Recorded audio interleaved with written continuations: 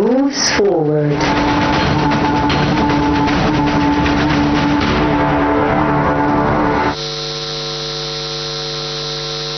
Egypt moves forward indeed, and we move towards this interesting topic, which is artificial intelligence and how it affects the global economy. And as promised, we're going to be speaking to one of the experts in this regard. We're going to be joined over the phone by Dr. Islam Tharwat, the professor of AI and information technology. Good morning to you, Dr. Islam. Good morning. It's a pleasure being with you. It's an honor having you with us on Now TV International, sir. I hope you're having a good morning so far. So let's start right away with our topic. Let's understand how the global economy is being shaped up right now with artificial intelligence. Of course, the artificial intelligence is considered one of the most emerging technologies that affect a lot of daily works with a lot of humans globally. During the past maybe 3 or 4 years, we have witnessed a lot of applications and use cases, and of course, this kind of applications attract the investors. So it seems that huge kind of investment, maybe hundreds of billions of dollars, are now pushing into this market, and of course this will allow some new applications and use cases, and of course that will also reflect how the business processes will be improved in all sectors.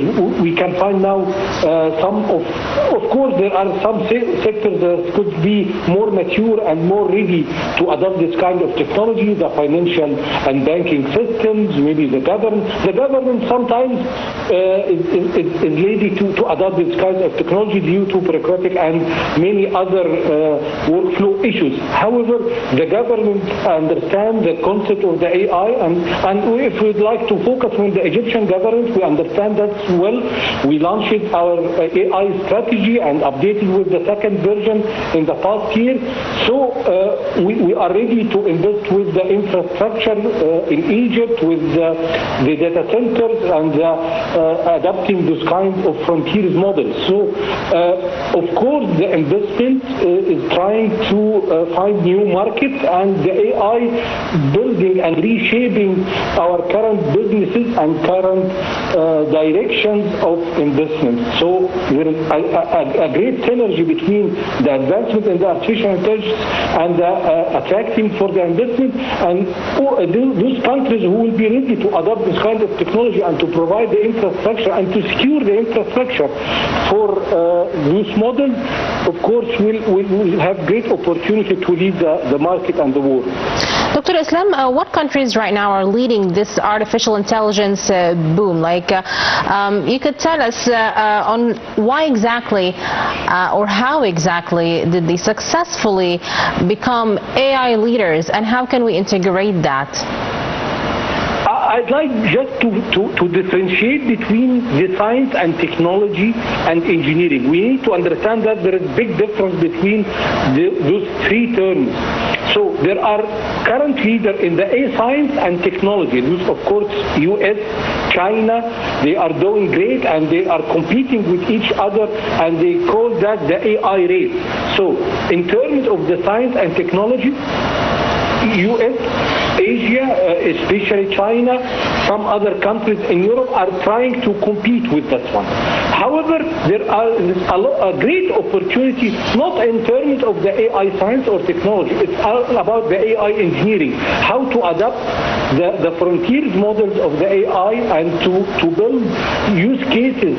It's understanding the history. It's like exactly when the computers were developed in the 70s and 80s of the last century.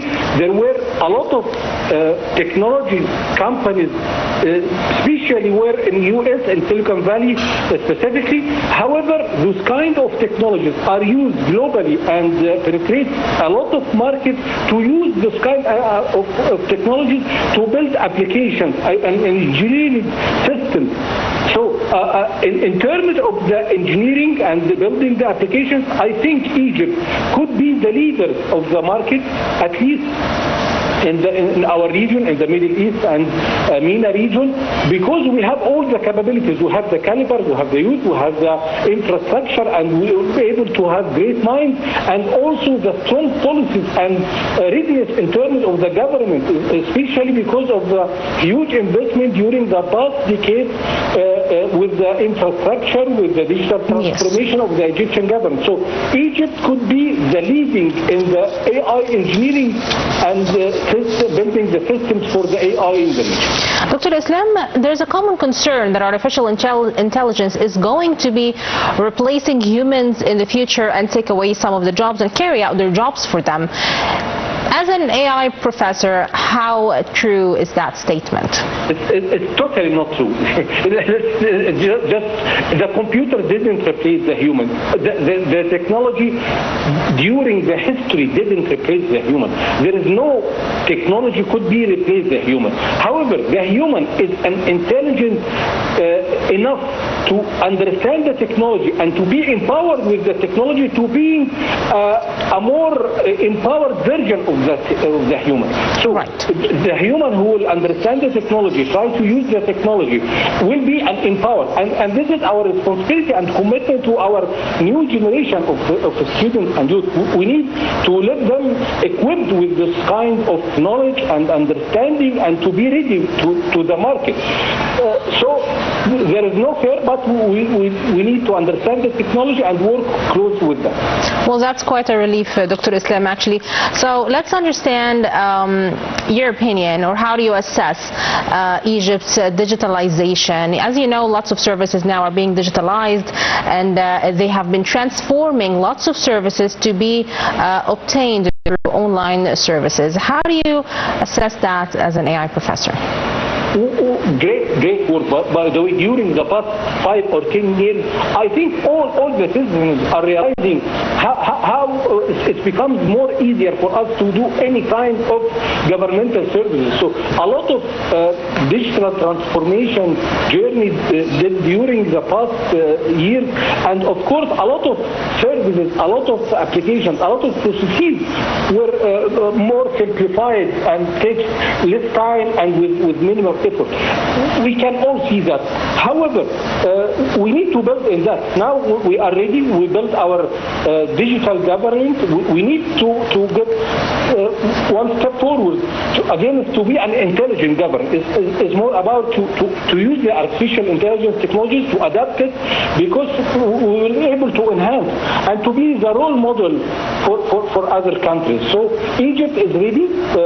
All the infrastructure upgrades and investment with the data centers, with the communication, with the internet capabilities, and also to integrate the 5G spectrum with the fiber cables and being the hub for the communication and the internet communication, at least regionally. And the other thing is being the most safest and secure country in the region.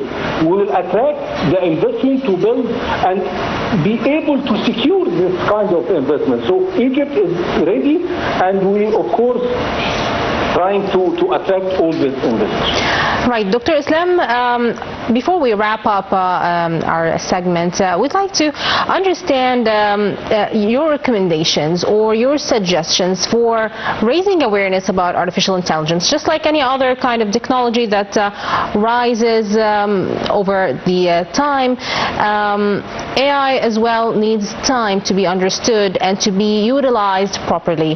What are your recommendations to raise awareness on how to use artificial intelligence? My recommendation is we need, as I just mentioned, to differentiate between the science, technology, and engineering. There is some overlap and some misunderstood between this kind of terms. So there is AI science, which will focus on maybe in the higher education or the research institutions or universities to allow the researcher and scientists to develop new frontiers model and to develop new AI models. However, there is some kind of technology which we can use the current and existing technology that's produced by other companies, especially the big companies like Google, like OpenAI, DeepSeek, and how to adapt this kind of technology and to embed it in our businesses and build. And the third term is about the AI engineering, how to enhance the model, to tune the model, to build systems based on this kind of models that meet our requirements and constraints. So we need to differentiate between those three terms and to raise awareness for each sector and to target the sectors for the researchers, for the engineer, and for the normal user that will use this kind. It's similar to also in the maybe 20 or 30 years ago, there was computer science and computer engineering and computer users that was a certificate developed during those days. It's called ICDL. So how to learn the people to use the computers and use this kind of tools at those days, like the Word, the Excel, how to prepare PowerPoint, writing emails, and etc. So we need to raise awareness and to differentiate between those three kinds of opportunities. Right. Dr. Islam, one more thing to wrap up this segment. Can you please explain to us how exactly can the artificial intelligence there comes challenges with it, with integrating it into the system. How can these challenges be overcome? The biggest and most critical challenge is having the pure data, because the AI, it's not about writing programs, writing instructions like the traditional software we dealt with during the past 20 years. However, the AI model is trained from the data. So quality of the data and ensuring that we have the proper data with the proper examples, with the proper use cases that will allow the AI model to learn from and to provide us with acceptable and explainable and, of course, responsible use of the AI. So those kind of challenges, how to prepare our data, how to understand the data, and there is, by the way, it's another domain from the computer science. It's related to the data science. So the synergy and integration between the data science and the AI applications will be the most critical challenge. The other thing we like to focus is the responsible use of the AI, the ethical and responsible use of the AI. We need to understand how to use the AI properly and in an ethical way, and being responsible of all the outcomes of the AI, and we need to ensure that there is always a human in the loop to review the outcomes of the AI and to be responsible of that, because there are some legal issues, there are some of course responsibilities on the entities that maybe some employees that could use the AI and don't understand or realize the risk, and because the AI is very dangerous when we are uploading our data. Maybe it could be sensitive data, yes. It could be data that cannot be